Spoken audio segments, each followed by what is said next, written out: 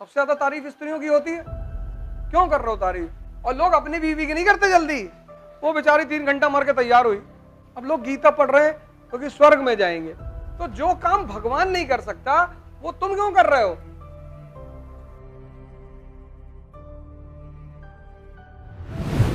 सबसे ज्यादा तारीफ स्त्रियों की होती है। नहीं होती? होती है। क्यों कर रहे हो तारीफ? जो तुम्हारी तारीफ कर रहा है वो तुमको यूज करना चाहता है।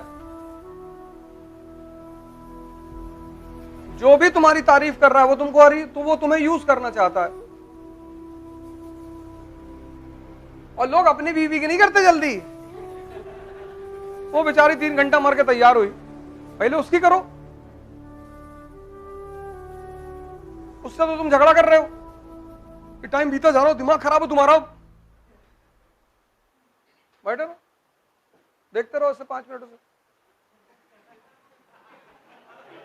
तो पूछेगी क्या हुआ? तो लग रहा है जैसे अप्सरा उतर रही इधर से।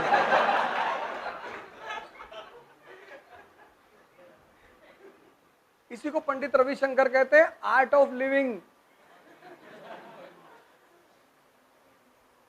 और जब तुम पार्टी में पहुंचे तो अब हो सकता है दुबे जी की वाइफ और ज्यादा सुंदर लग रही हो, कह दो देख रहे हो चुड़ैल जैसी लग रही है। उनसे धीरे से जाके कह दो कि कयामत ढारी भाभी जी बहुत बढ़िया। लेकिन ये बात तुम अपनी वाइफ से नहीं कह सकते। वो तुरंत बोलेगी जा धंस जा वहीं पे। इसी को पंडित रविशंकर कहते हैं तुम कुछ और ही समझ लिए। भाई तुम गीता क्यों पढ़ना चाहते हो? क्योंकि तुम्हें किसी भी किताब को उठाने से पहले जो तुम्हें स्पष्ट करना है वो ये है कि इस किताब से मैं क्या सीखूंगा। Whenever you pick up a book, the first thing you have to find out कि once I will complete this book, what I am going to learn from it. अगर ये चीज तुम्हारा स्पष्ट है तो तुम्हारा किताब पढ़ने का फायदा होगा। अब लोग गीता पढ़ रहे हैं क्योंकि स्वर्ग में जाएंगे। गीता पढ़ोगे, समझोगे कि एक एक लाइन हजार हजार करोड़ रुपए की है। जितनी भी धार्मिक किताबें हैं उनका उद्देश्य क्या है? व्यक्ति को निम्नतम स्तर से उच्चतम स्तर, इंद्रियों से कहां, चैतन्य पर। सारी धार्मिक किताबों का उद्देश्य यही है।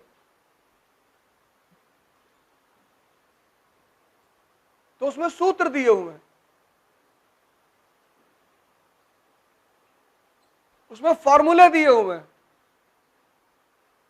तो पहला फॉर्मूला क्या है कि तुम जीवन में किसी को समझा ना पाओगे, बस खुद समझो और खुद समझकर उदाहरण बनो अपने परिवार के लिए, अपने समाज के लिए, अपने राष्ट्र के लिए, इस दुनिया के लिए। तब लोग तुम्हें फॉलो करेंगे।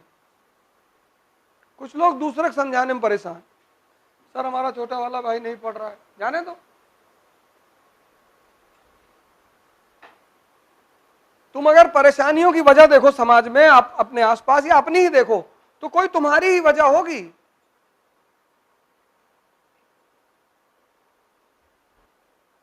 तुम उदाहरण बनो कि तुम्हारे घर में लोग तुमको फॉलो करें। समझा क्यों रहे हो? कृष्ण किसी को समझा रहे हैं? नहीं।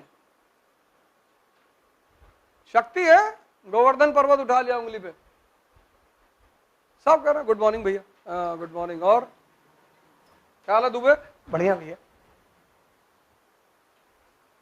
तुम क्यों समझ? एक बार वो दुर्योधन को समझाने गए,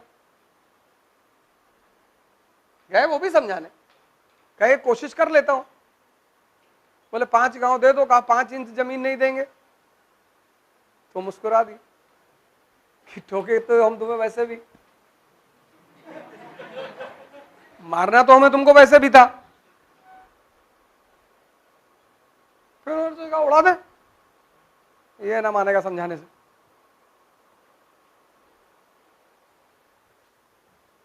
तो जो काम भगवान नहीं कर सकता वो तुम क्यों कर रहे हो?